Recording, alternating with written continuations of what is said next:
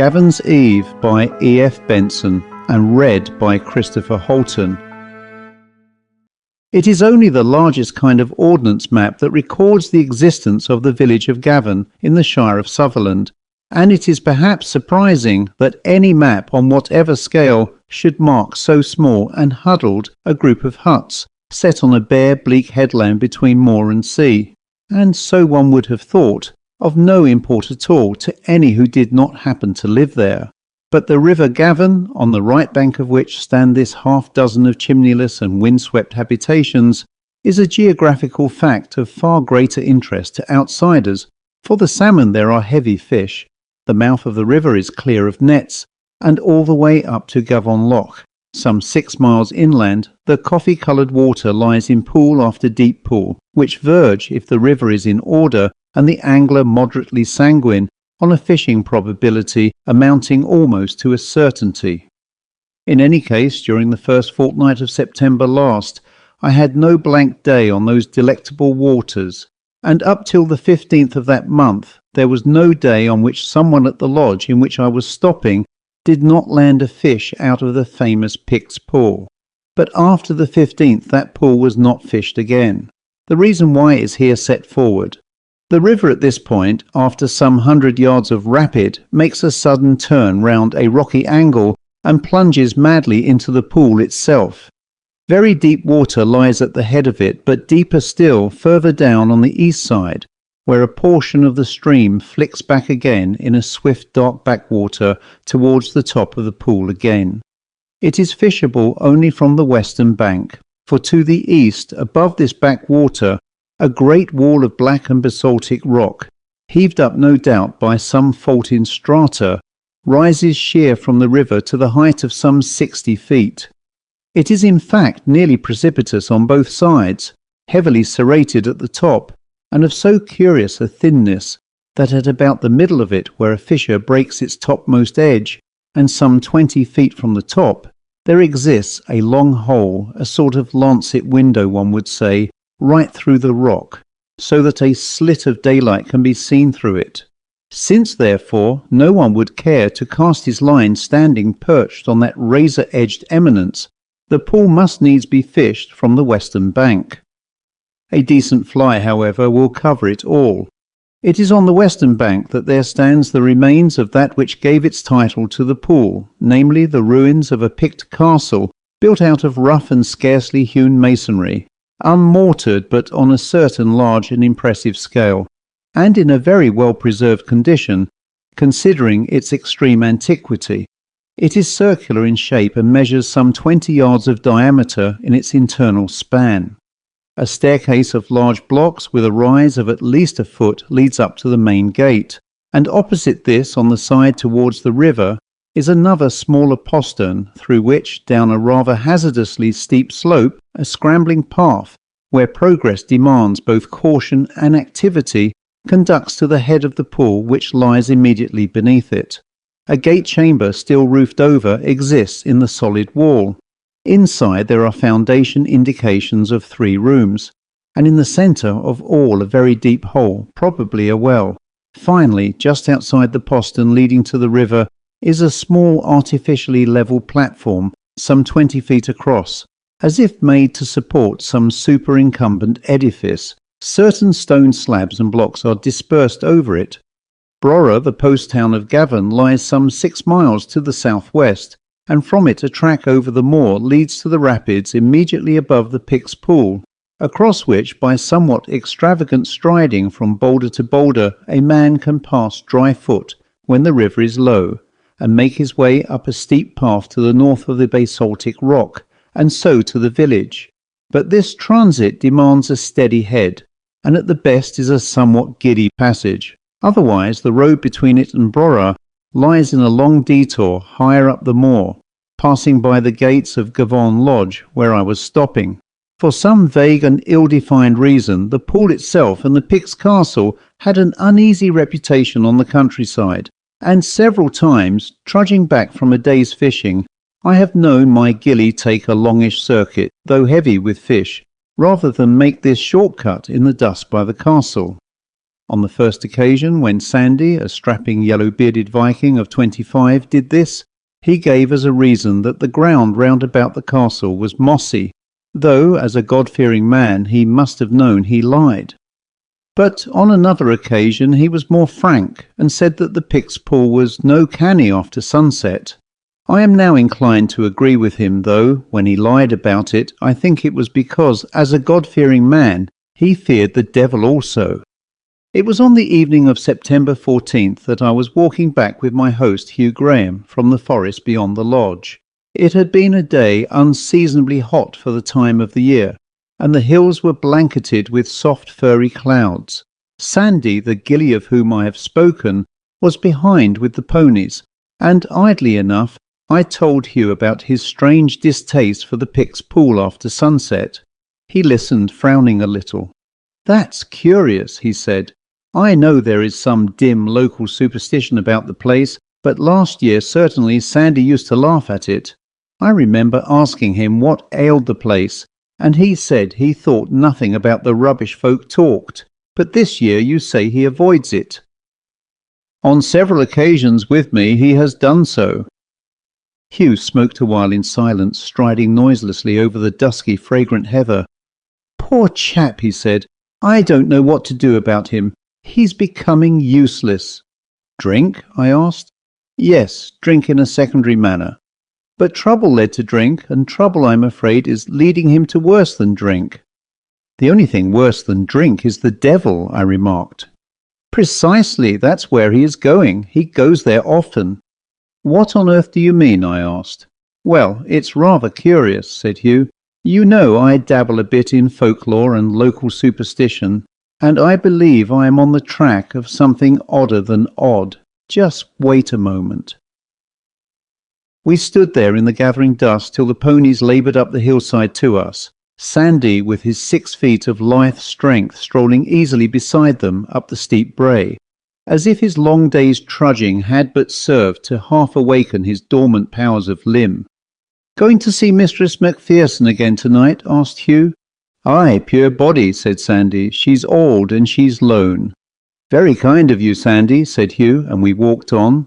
"What then?" I asked when the ponies had fallen behind again. "Why, superstition lingers here," said Hugh, "and it's supposed she's a witch. To be quite candid with you, the thing interests me a good deal. Supposing you asked me on oath whether I believed in witches, I should say no, but if you asked me again on oath whether I suspected I believed in them, I should, I think, say yes. And the 15th of this month, tomorrow, is Gavon's Eve." "And what in heaven's name is that?" I asked. "And who is Gavon? And what's the trouble?" "Well, Gavon is the person, I suppose not saint, who is what we should call the eponymous hero of this district. And the trouble is Sandy's trouble, rather a long story, but there's a long mile in front of us yet, if you care to be told. During that mile I heard. Sandy had been engaged a year ago to a girl of Gavon who was in service at Inverness. In March last he had gone, without giving notice, to see her, and as he walked up the street in which her mistress's house stood, had met her suddenly face to face, in company with a man whose clipped speech betrayed him English, whose manner a kind of gentleman. He had a flourish of his hat for Sandy, pleasure to see him, and scarcely any need of explanation as to how he came to be walking with Katrine. It was the most natural thing possible, for a city like Inverness boasted its innocent urbanities, and a girl could stroll with a man. And for the time, since also Katrine was so frankly pleased to see him, Sandy was satisfied. But after his return to Gavon, suspicion, fungus-like, grew rank in his mind, with the result that a month ago he had, with infinite pains and blottings, written a letter to Katrine, urging her return and immediate marriage. Thereafter it was known that she had left Inverness. It was known that she had arrived by train at Brora. From Brora she had started to walk across the moor by the path leading just above the Pict's castle, crossing the rapids to Gavon, leaving her box to be sent by the carrier. But at Gavon she had never arrived. Also it was said that, although it was hot afternoon, she wore a big cloak. By this time we had come to the lodge, the lights of which showed dim and blurred through the thick hill mists that had streamed sullenly down from the higher ground. "And the rest," said Hugh, "which is as fantastic as this is sober fact, I will tell you later. Now, a fruit-bearing determination to go to bed is, to my mind, as difficult to ripen as a fruit-bearing determination to get up, and in spite of our long day, I was glad when Hugh, the rest of the men having yawned themselves out of the smoking room, came back from the hospitable dispensing of bedroom candlesticks with a briskness that denoted that, as far as he was concerned, the distressing determination was not imminent. "As regards Sandy," I suggested. "I also was thinking of that," he said. "Well, Catherine Gordon left Brora and never arrived here. That is fact. Now for what remains. Have you any remembrance of a woman always alone walking about the moor by the loch? I think I once called your attention to her." "Yes, I remember," I said. "Not Catherine, surely. A very old woman, awful to look at. Moustache, whiskers, and muttering to herself. Always looking at the ground too." "Yes, that is she. Not Catherine. Catherine, my word, a May morning. But the other, it is Mrs. Macpherson, reputed witch. Well, Sandy trudges there a mile and more away every night to see her.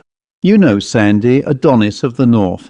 Now, can you account by any natural explanation for that fact, that he goes off after a long day to see an old hag in the hills?" "It would seem unlikely," said I. "Unlikely? Well, yes, unlikely."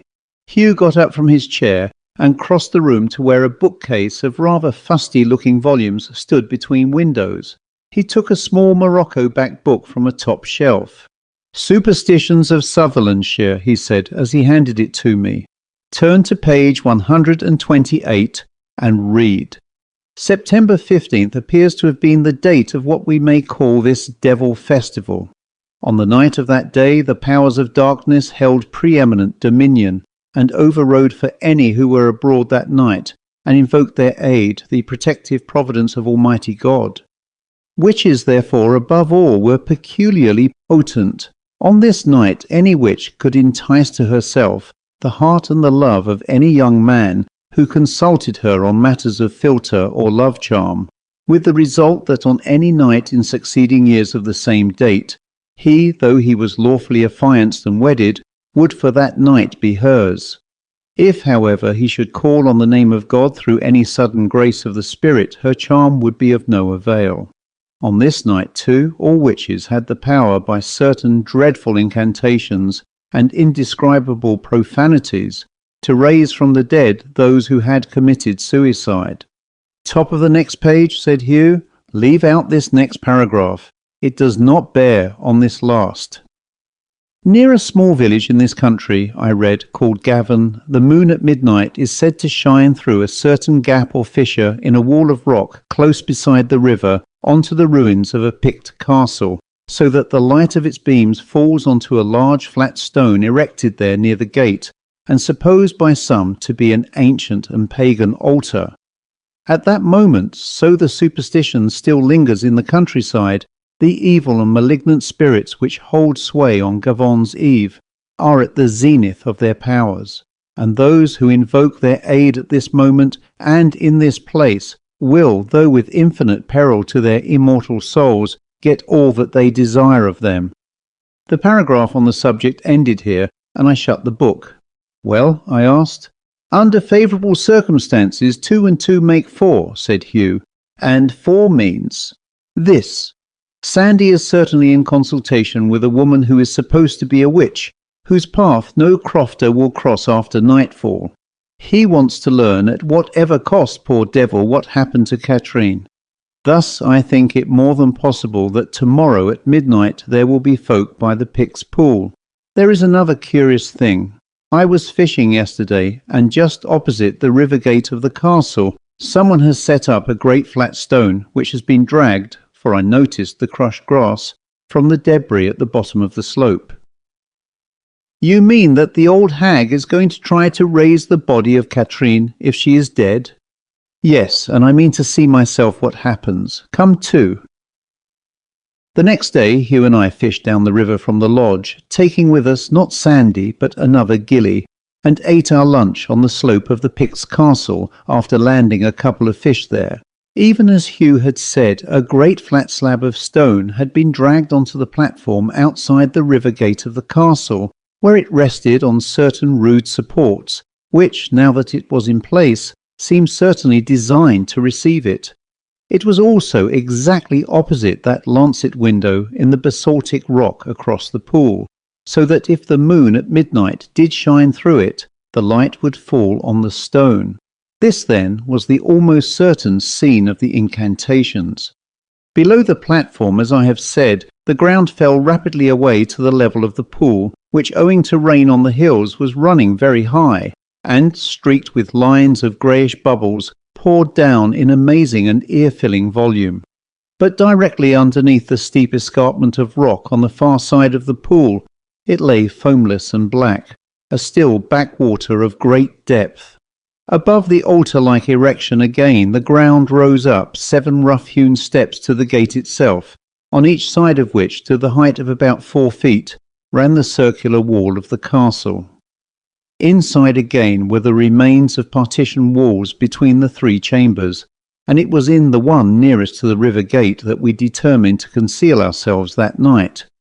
From there, should the witch and Sandy keep tryst at the altar, any sound of movement would reach us, and through the aperture of the gate itself we could see, concealed in the shadow of the wall, whatever took place at the altar or down below at the pool.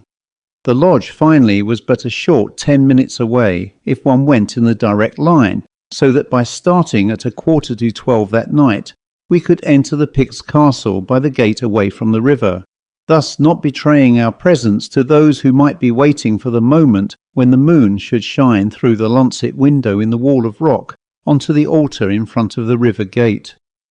Night fell very still and windless, and when not long before midnight we let ourselves silently out of the lodge, though to the east the sky was clear. A black continent of cloud was creeping up from the west, and had now nearly reached the zenith. Out of the remote fringes of it occasional lightning winked, and the growl of very distant thunder sounded drowsily at long intervals after. But it seemed to me as if another storm hung over our heads, ready every moment to burst, for the oppression in the air was of a far heavier quality than so distant a disturbance could have accounted for. To the east, however, the sky was still luminously clear. The curiously hard edges of the western cloud were star-embroidered, and by the dove-coloured light in the east, it was evident that the moonrise over the moor was imminent. And though I did not in my heart believe that our expedition would end in anything but yawns, I was conscious of an extreme tension and rawness of nerves, which I set down to the thunder-charged air. For noiselessness of footstep we had both put on india-rubber-soled shoes, and all the way down to the pool we heard nothing but the distant thunder and our own padded tread. Very silently and cautiously we ascended the steps of the gate away from the river, and keeping close to the wall inside, sidled round to the river gate and peered out. For the first moment I could see nothing, so black lay the shadow of the rock wall opposite across the pool, but by degrees I made out the lumps and line of the glimmering foam which streaked the water. High as the river was running this morning, it was infinitely more voluminous and turbulent now, and the sound of it filled and bewildered the ear with its sonorous roaring. Only under the very base of the rock opposite it, ran quite black and unflecked by foam, there lay the deep still surface of the backwater. Then suddenly I saw something black move in the dimness in front of me, and against the grey foam rose up first the head, then the shoulders, and finally the whole figure of a woman coming towards us up the bank. Behind her walked another, a man, and the two came to where the altar of stone had been newly erected, and stood there side by side, silhouetted against the churned white of the stream. Hugh had seen too, and touched me on the arm to call my attention. So far then he was right.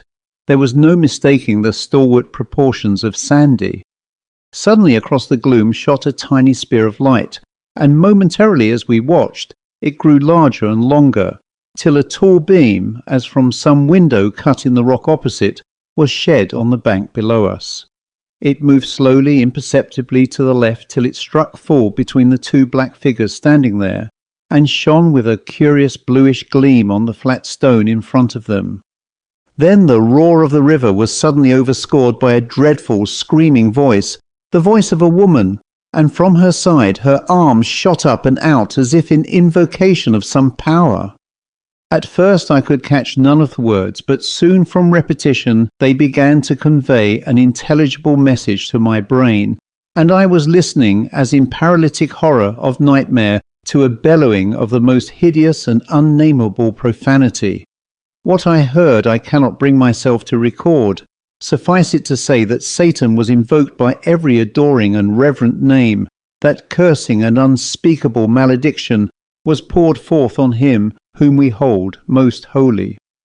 Then the yelling voice ceased as suddenly as it had began, and for a moment there was silence again, but for the reverberating river.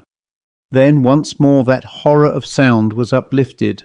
"So, Catherine Gordon," it cried, "I bid ye in the name of my master, and yours to rise from where ye lie. Up with ye, up!" Once more there was silence. Then I heard Hugh at my elbow draw a quick sobbing breath, and his finger pointed unsteadily to the dead black water below the rock, and I too looked and saw. Right under the rock there appeared a pale subaqueous light which waved and quivered in the stream. At first it was very small and dim, but as we looked it seemed to swim upwards from remote depths, and grew larger till I suppose the space of some square yard was illuminated by it. Then the surface of the water was broken, and a head, the head of a girl, dead white and with long flowing hair, appeared above the stream. Her eyes were shut, the corners of her mouth drooped as in sleep, and the moving water stood in a frill round her neck. Higher and higher rose the figure out of the tide, till at last it stood, luminous in itself, so it appeared, up to the middle. The head was bent down over the breast, and the hands clasped together. As it emerged from the water, it seemed to get nearer, and was by now halfway across the pool, moving quietly and steadily against the great flood of the hurrying river. Then I heard a man's voice crying out in a sort of strangled agony. "Catherine!" it cried. "Catherine! In God's name! In God's name!" In 2 strides Sandy had rushed down the steep bank and hurled himself out into that mad swirl of waters. For one moment I saw his arms flung up into the sky, the next he had altogether gone, and on the utterance of that name the unholy vision had vanished too, while simultaneously there burst in front of us a light so blinding, followed by a crack of thunder so appalling to the senses, that I know I just hid my face in my hands. At once, as if the floodgates of the sky had been opened, the deluge was on us. Not like rain, but like one sheet of solid water, so that we cowered under it. Any hope or attempt to rescue Sandy was out of the question. To dive into that whirlpool of mad water meant instant death, and even had it been possible for any swimmer to live there, in the blackness of the night there was absolutely no chance of finding him. Besides, even if it had been possible to save him, I doubt whether I was sufficiently master of my flesh and blood as to endure to plunge where that apparition had risen. Then, as we lay there, another horror filled and possessed my mind. Somewhere close to us in the darkness was that woman whose yelling voice just now had made my blood run ice cold, while it brought the streaming sweat to my forehead. At that moment I turned to Hugh. "I cannot stop here," I said. "I must run right away. Where is she?" "Did you not see?" he asked. "No, what happened?" "The lightning struck the stone within a few inches of where she was standing. We must go and look for her." I followed him down the slope, shaking as if I had the palsy, and groping with my hands on the ground in front of me, in deadly terror of encountering something human. The thunderclouds had in the last few minutes spread over the moon, so that no ray from the window in the rock guided our search. But up and down the bank from the stone that lay shattered there to the edge of the pool we groped and stumbled, but found nothing. At length we gave it up. It seemed morally certain that she too had rolled down the bank after the lightning stroke and lay somewhere deep in the pool from which she had called the dead. None fished the pool next day, but men with dragnets came from Brora. Right under the rock in the backwater lay two bodies, close together, Sandy and the dead girl. Of the other they found nothing. It would seem then that Catherine Gordon, in answer to Sandy's letter, left Inverness in heavy trouble. What happened afterwards can only be conjectured, but it seems likely she took the shortcut to Gavon, meaning to cross the river on the boulders above the Pict's pool. But whether she slipped accidentally in her passage and so was drawn down by the hungry water, or whether, unable to face the future, she had thrown herself into the pool, we can only guess. In any case, they sleep together now in the bleak windswept graveyard at Brora, in obedience to the inscrutable designs of God. The end.